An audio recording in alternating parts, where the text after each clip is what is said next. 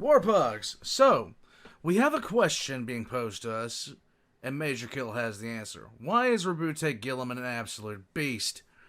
Well, to be honest with you, I don't think Guilliman holds much water in comparison with his brothers as being a fighter. Guilliman's main, in my opinion, his main ability comes from his ability to be a general. And not just a general on a localized war, because there are generals that are much better than him. Namely the Lion, just to list one. I think Roboute is a better individual battlefield general than Roboute Guilliman. Where Roboute Guilliman absolutely shines, though, in his ability to run a campaign. Roboute Guilliman's main strength is logistics. That is his absolute best thing. And while people can say that logistics are boring, logistics win wars. Flat out. And there was no one better in the Primarchs than him when it came to that. His main focus is in administration, in bureaucracy, and how to get things done. This is why Roboute Guilliman is an absolute monster. No other Primarch even came close to him when it came to that. No other Primarch even held a candle to him. In fact, the one that came the closest, at the end of the day, would probably be... Oh my god, probably Dorn? Maybe Perturabo? When we're talking about supply and demand? But in every way, he has them crushed by a long measure. As a fighter, not so much. Planning and logistics, unbelievably, there is no contest. Let's get into what Majorkill has to say, though, because he might go a completely different route than what I'm going into, and my brain is not working right now, so let's just go. Gal, when you close your eyes and imagine which Primarchs could eviscerate you with their pinky and then violate your remains, Guilliman probably isn't the first Primarch that comes to mind. No, that'd be cursed. Each Primarch was designed to be equal in the way that they were given the same amount of attention and power in their creation. Well, creating a Primarch is more of an art than a science, it seems, because some Primarchs, Sanguinius, are much better than others, Lorgar. From a combat perspective, Primarchs like the Lion and Angron come to mind as powerhouses, whereas Guilliman definitely just does not. But badassery doesn't come from talent or skill. Badassery comes from pushing yourself above and beyond, surprising Dude, that is awesome, actually. Let's go. people with your tenacity and ferocity, and basically achieving above what is expected of you.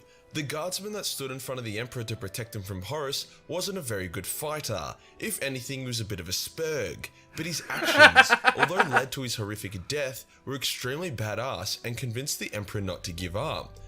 Now, we still don't know, as of this moment, if it's going to be a Guardsman or a Lanius Pius, or please, for the love of God, don't let it be a Terminator. Let the normal people have some things too, okay?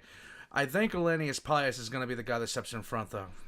When you think of Guilliman, you think of a big blue nerd who is always super stern. Yep. A bit of a goody two-shoes who doesn't lose his cool. Well, today I'm about to rock your world, baby, and show you that Guilliman is an absolute beast and makes all the naysayers that tease him all the time look like silly little monkeys. Okay. If it wasn't obvious by my strange language at this point, I'm not allowed to swear until the 3-minute mark of this video. Oh. Let's get into it.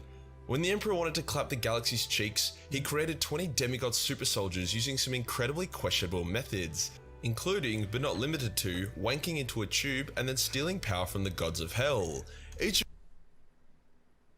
I wish it was more complex than that, but actually that's a pretty good summation of what it actually was. Let's go. Of his children, called Primarchs, were designed to represent one or more of his aspects of his character. For example, Magnus was the Emperor's thirst for knowledge and psychic prowess. True. Roboute was his unbreakable will, and Lorgar was his deep and regrettable taste for choir boys. Guilliman was his administration and practicality. Yes. Whilst this wasn't as exciting as Sanguinius' wings or Corvus's ability to become invisible, it was by far the most effective.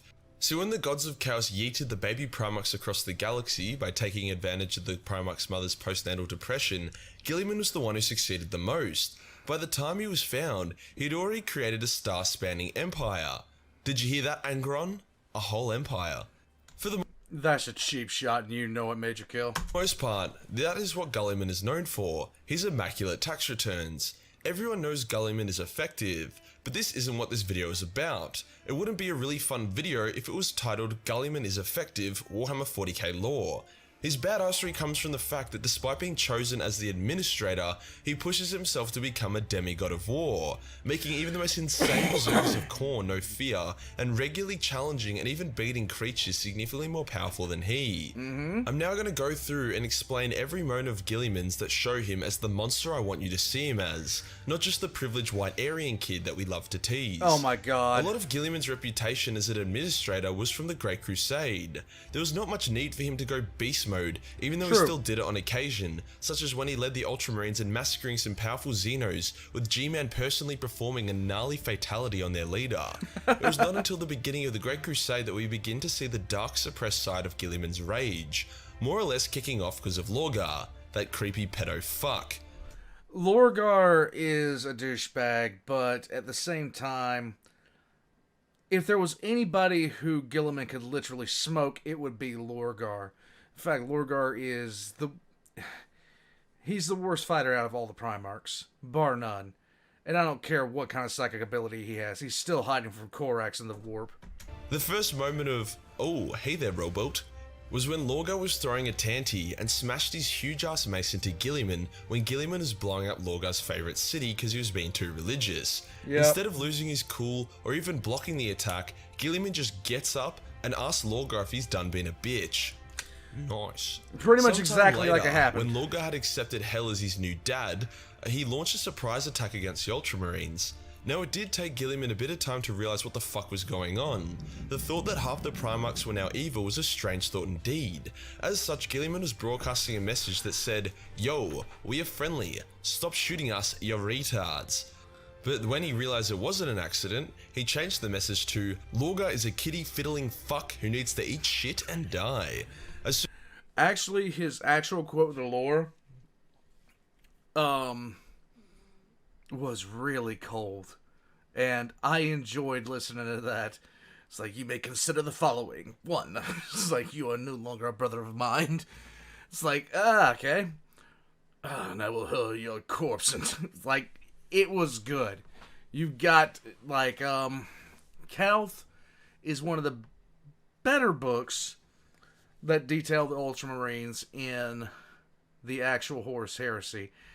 There's still a little bit just too perfect for me, but you don't see the Ultramarines getting just utterly brutalized in much of anything. And they got hurt. The almost chapter-long description of the freighter that hit the surface of Calth, that hit the orbital platforms of Calth, is worth the price of admission, in my opinion. Very well done. As soon as he changed the message, Lorgar gave him a call and basically gave him the old villain monologue, where they act really cocky and tell the other person their entire plan for no specific reason other than to gloat. During the call, Guilliman drops his cold and calm demeanor and straight up tells Lorgar that he's going to get violently sodomized to death. Lorgar replies by being a bad sport and blowing up the command bridge where Guilliman is, knocking G-Man into space without his helmet. But that's just a minor inconvenience for the giant blue daddy, as he then proceeds to run around space, screaming in the void whilst pulverizing word bearers left, right and center in a shower of violence and death. Now, everybody thought that Guilliman was dead. In fact, it's not the first time they thought that Guilliman was dead. It just goes like, I just don't like to say it. I'm gonna move on. G-Man then re-enters his ship and begins a counterattack. Now, generally, a Guilliman counterattack would be him sitting in a bunker giving calculated and precise orders, whilst Eldar Pawn plays on a different monitor. That is more or less what Lorgar was expecting. I mean, I guess he was expecting Guilliman being blown up and thrown into space to be somewhat fatal, but this would be plan B. Guilliman instead was like, fuck this, and he went against his nature. He personally led an elite strike team from the front as they attack various heavily defended positions in order to gain the upper hand in the battle. There is a scene where a bunch of word bearers, including the powerful Gal Vorbak, were guarding an important location. Guilliman pops in with a handful of Ultramarines, and they begin charging at the more numerous group of Wordbearers as they scream in rage and anger. The Wordbearers are so shocked that even the Galvoback feel fear, the Galvoback being Demon Marines. Yep. None of them raise their guns in time, and Guilliman gets to them and begins tearing them limb from limb in a massacre.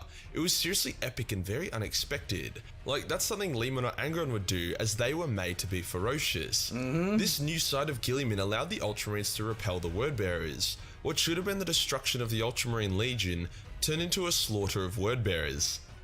To an extent. Both sides got pretty fucked hard here. Yeah, the Ultramarines lost over 100,000 on Calth alone. And somehow they were still the most numerous legion at the end of it all. Now after this, Guilliman could and usually would have spent time regrouping and analysing the situation, thinking about the next move and the bigger picture. But Guilliman had unleashed the beast, and all he wanted was revenge, so he put together the most patchwork makeshift fleet of ships that was still somewhat functional and begun chasing Lorgar, revenge burning in his pants. Eventually he catches up to Lorgar, who is buddied up with Angron. They get caught because Angron and Lorgar arrived at Angron's home planet, you know, the one that he couldn't conquer. You know, because he was the only Primarch who was unable to conquer his own planet. Oh. You know, because he fucking sucks. Angron was taking too long having a man. cry and messing about, hence the Ultramarines, led by their mightily pissed off Aryan overlord, arrived. Lorgar and Angron had their capital ships and fleets of 2 legions. Guilliman had a... They didn't have fleets. It was literally just the battleships. That's an overlooked point. Like, the only ships that were actually in orbit of New Syria, because the rest of the fleet was off doing other things. But you had the Conqueror, the flagship of the Wordbearers, I can't remember, the Fidelis Lex, and you also had one Furious Abyss class, the Trisagian, that were there. And the Fidelis Lex wound up making a crater on the surface of New Syria. A ragtag team of ships that had been thrown together at the last minute. Take a guess who ended up winning the space battle. Guilliman's forces were able to destroy Lorgar's capital ship and nearly took over Angron's via boarding. G-Man was then able to blast a hole in the trader's fleet and land on the planet, where he immediately charged at Lorgar and the 2 fought. I would say at this point, Lorgar's power level was higher. He had accepted his psychic gifts, been powered up by chaos, and had fought against Corvus and numerous other space marines. Now, the reason I think that this happened in this book is because of Plot Armorous Extremis. But still, like, this is an instance where Guilliman is doing something we haven't seen him be able to do, or anybody ever think he can do with the lore. And there's no real explanation of how he actually got off planet and escaped this, considering what he was up against. Despite this, I would say Guilliman actually came out on top. It really depends which hit you count as harder. Either G-Man's uppercut, which shattered Lorgar's sternum and crushed his ribs, or Lorgar's mace to Guilliman's face, which tore off half of it. Even though the damage is comparable, Guilliman ate that mace hit like it was nothing. He was even then able to hold off Angron for a time, despite that injury, being exhausted, and Angron being Angron. Plot Armorous Extremis at that point. He only made the decision to finally fall back when Angron turned into a big-ass angry demon. You know, that's a decision I can really get behind. Yeah, pretty much. If he'd stayed, he wouldn't have been a badass, he just would have been a retard. Did I mention that Guilliman was stabbed with the same knife that was used to mortally wound, then turn Horus to chaos? And you know what Guilliman's reaction was? It was, "Oi, dickhead, don't do that," before then punching a hole through the man who stabbed him and walking off the injury. Corphaeron, and really, it's just... that whole segment was just... You're telling me the guy who lost to the guy who isn't even a space marine... You're telling me this is the guy that went up against Angron and Lorgar and pulled out a W and somehow did the Dougie and vanish into the warp? No. I'm sorry, no. Sometime after this, Guilliman is in a position where he believes the Emperor is dead and the traitors have won, as he wasn't able to receive communications from Terra due to warp spaghetti. Does he despair and go into hiding? Does he join Chaos to save himself? No. The Mad Lad sets up Imperium 2.0 and guides Sanguinius and the Lion to him to prepare to wage a new war against Chaos. Despite setting this all up, as soon as he hears that his father is alive, he ditches everything and charges back to Terra, giving Sanguinius the opening to get back there in time and kind of save the day. Post-Heresy, Guilliman was the only Primarch that was sensible enough to administer and rebuild the Imperium, while the rest of these loyalist brothers were chasing suicidal vendettas. Looking at you, Rogel. Yeah. It takes a lot of restraint and willpower not to give in to the rage and desire to seek revenge. Unfortunately, G-Man allowed himself to get outplayed and fatally wounded by Fulgrim, which is a bit embarrassing, but even then he was still being a badass. He knew Fulgrim was the better fighter, but if only he could hold a Fulgrim for long enough, his fleet could have won the battle. Unfortunately, Bobby G didn't account for the fact that Fulgrim now had 4 arms and 6 tits, hence Bobby G suffered a fatal knife wound to the neck and died. But he survived! After 10,000 years of stasis, some Eldar death voodoo combined with some mad science brought the big boy back, and not a second too late. When Guilliman was revived, Chaos was invading his homeworld, and they were only meters away from him. You should really read the excerpt of when Guilliman was revived, it's extremely badass, and I'm going to adjust this here, but basically once he stood up, the entire room, dozens of warriors, most of whom were insane, stopped fighting. Everyone was completely shocked until a Cornite berserker Leroy Jenkins himself at Guilliman was bisected for his efforts. Guilliman then takes a moment to look at his surroundings before then charging into the crowd and more or less single-handedly kills the entire Chaos army. You gotta remember that Chaos during the Heresy is very different from Chaos in 40k. Oh yeah. Guilliman woke up with the Eldar as his allies, Space Marine sons he doesn't know, and way more gnarly Chaos Marines. To him, he was stabbed in the neck and blacked out, only to wake up to an intense battle all around him, which he then absolutely rocked. When he drove Chaos out of his home, he was tricked into putting on a Slaneshi crown. The crown was supposed to corrupt whoever wore it, but after a couple seconds, Guilliman removed it and had the Slaneshi spy arrested. After this, he entered in an absolute fiesta of a journey to Terra, where Magnus and his forces of Titsnitch were trying to fuck him every step of the way. When he finally got to the moon next to Terra, Magnus popped out and attacked him. Magnus, a massive red magic demon against our boy. Magnus threw a building at Guilliman, set him on fire, and was just an all-round shitty brother. In return, Guilliman was able to break Magnus's jaw, and with the help of some Elder and Sisters of Silence, banish his brother back to the warp.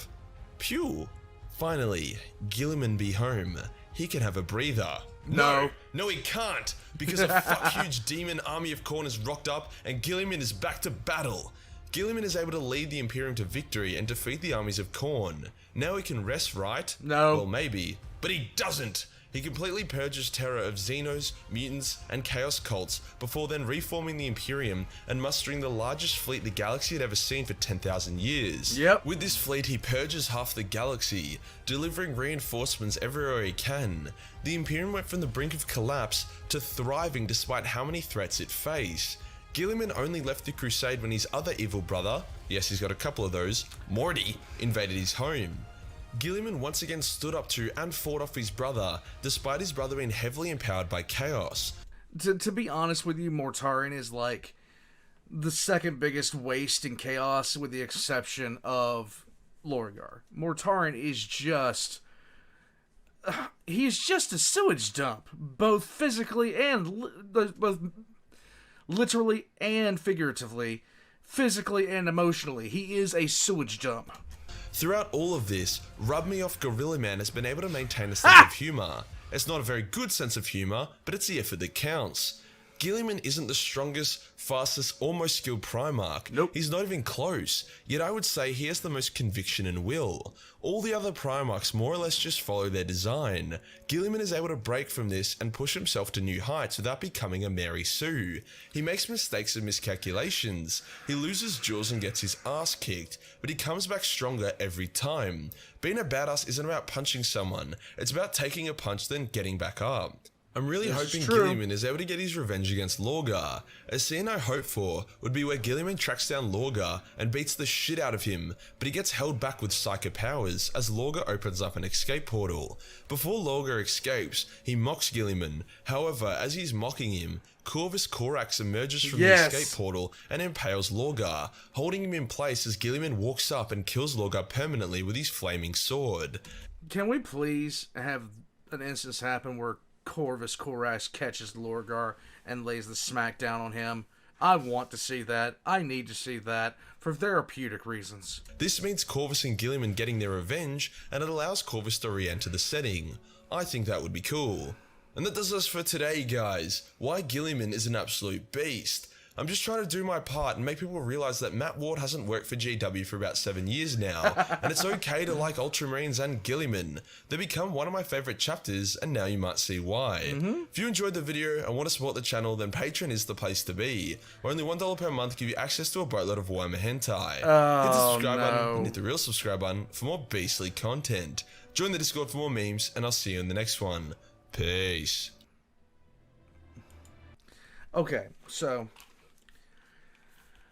Betrayer, that book in and of itself,